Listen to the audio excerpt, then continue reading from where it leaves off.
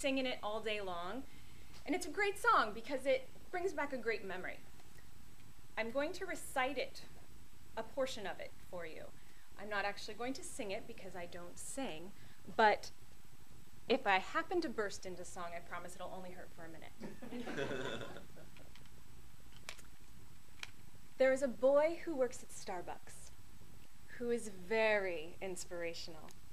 He is very inspirational because of many things. I go in at 8:11 and he smiles and says, "How are you?" And when he smiles and says, "How are you?" I can swear my heart grows wings. So today at 8:11, I decided I should meet him. I decided I should meet him in a proper, formal way. So today at 8:11, when he smiled and said, "How are you?" I smiled and said, "My name's Kristen." And he softly answered, "Hey." I said, "My name is Kristen, and thank you for the extra foam." And he said his name was Taylor, which provides the inspiration for this poem. Taylor, the latte boy, bring me Java, bring me joy. Taylor, the latte boy, I love him, I love him, I love him. So this is a poem that's performed and written by Kristen Chenoweth called Taylor, the Latte Boy. And I love this song because it reminds me of the time in my life when I had a crush on a boy who worked at a coffee shop. Who hasn't, right? It happened 6 years ago when I first moved from New York City to Alameda. And the first thing that I had to do when I got there was find coffee. And in New York, there are 2 Starbucks on every corner. So I was kind of used to that. When I got to Alameda, I was assured by the locals that the Java of choice was definitely Pete's Coffee. So it happened to be conveniently located also next to my current job. My first day, I walked into the Pete's and I was kind of discombobulated. They used words like small, medium, and large to describe their coffees.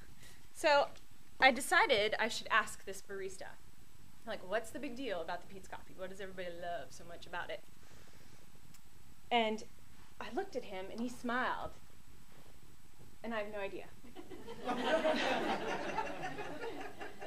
I don't know what he said. Maybe it was the romance of the coffee bar with the espresso brewing and, you know, the classical music, but I was in love. When I finally composed myself, I ordered my chai tea latte with soy, and I went to work. The next day, I went back in, of course, and he was there, and he said, "Hey, soy chai tea latte?" Hooked. This girl was hooked. I started going in every day. I learned his schedule. I started calling him my coffee boyfriend. If he wasn't working, I didn't bother going in. I brought my coffee from home. My friends and coworkers all knew that I would go on the coffee run, definitely. Gonna go see my coffee boyfriend. My family would send me on coffee runs to get the fresh beans for their house. I was the girl. As my relationship with coffee boyfriend grew, I learned that he was an art student, that he lived with his parents, that he didn't have a car, and he rode his bike to work every day. Yeah, kind of red flags. And all along, while we were having this relationship, I never once thought to look at his name tag to find out what his real name was. I just called him my coffee boyfriend. Finally, a girlfriend of mine figured that out for me. She scoped out his name tag. So now that I did know his name, I decided we needed to meet in a proper, formal way without the coffee bar in between us.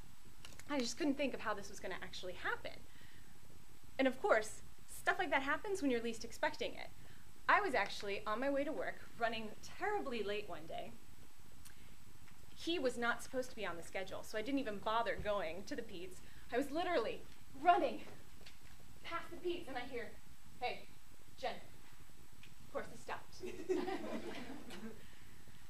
turned around, we had a very brief conversation where I told him where I worked, which was across the street, and that he should come by and see me sometime.